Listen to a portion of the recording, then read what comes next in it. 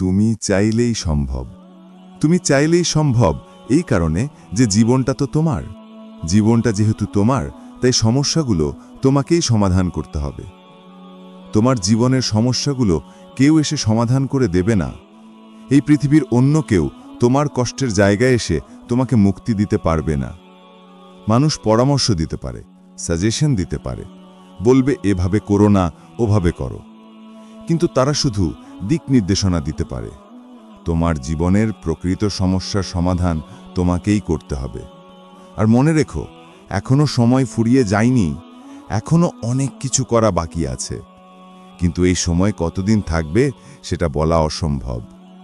জন্মের তারিখ নির্দিষ্ট হলেও মৃত্যুর কোনো নির্দিষ্ট তারিখ নেই। মৃত্যু যখন তখন আসতে পারে। তাই বলি, এই ছোট্ট জীবনকে দুঃখে নয়, কাজে ব্যবহার করো।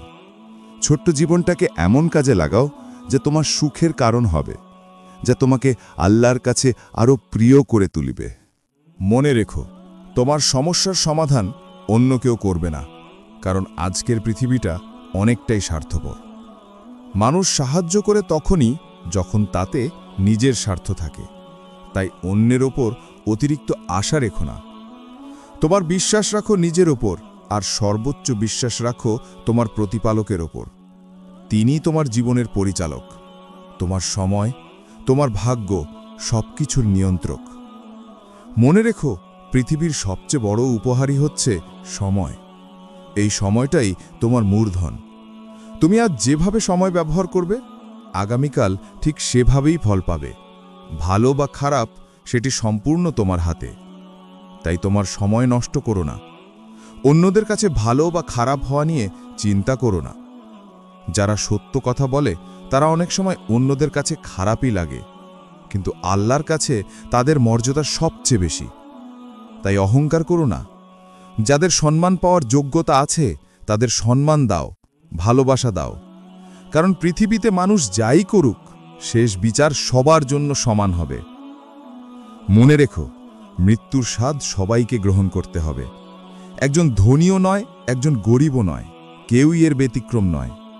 তাহলে এত দুঃখ, এত টেনশন করে লাভ কি? টেনশন করে বৃদ্ধি পায় শুধু ব্লাড প্রেশার, বাড়ে রোগ, বাড়ে কষ্ট, কিন্তু সমাধান আসে না। যে চলে গেছে সে তোমার ছিল না, আর যে তোমার সে কখনো তোমাকে ছেড়ে যাবে না।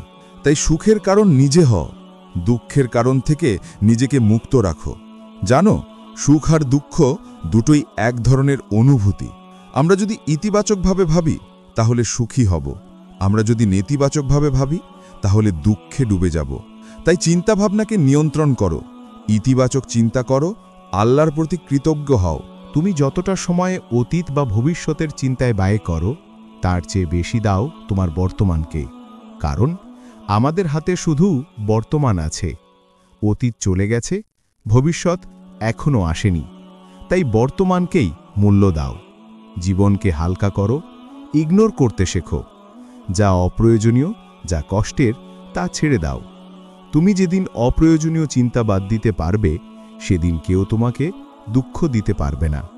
প্রিয় ভাই, প্রিয় বোন, এই সংক্ষিপ্ত জীবনটা আল্লাহর সন্তুষ্টির পথে ব্যয় করো। দুঃখ, হতাশা, অবহেলা নয়, সময়টাকে সঠিক জায়গায়, সঠিক উদ্দেশ্যে ব্যবহার করো। তুমি চাইলেই সম্ভব। তুমি যদি চাও তুমি পরিবর্তন আনতে পারবে। তুমি যদি চাও সফল হতে পারবে। কারণ জীবনটা তোমার, সমস্যা তোমার, আর সমাধানও তোমার হাতেই। আজ থেকেই শুরু করো। নিজের ওপর বিশ্বাস রাখো, আল্লাহর ওপর ভরসা রাখো, আর তোমার বর্তমানকে সুন্দরভাবে গড়ে তুলো। আল্লাহ তোমার সহায় হন। যদি এই ভিডিওটি তোমার ভালো লাগে তাহলে লাইক দাও, কমেন্টে তোমার মতামত জানাও, আর লেগেসি লাইট ইসলাম চ্যানেলটি সাবস্ক্রাইব করে পাশে থেকো। ইনশাল্লাহ আরও অনুপ্রেরণামূলক গল্প ও শিক্ষা নিয়ে আবার দেখা হবে।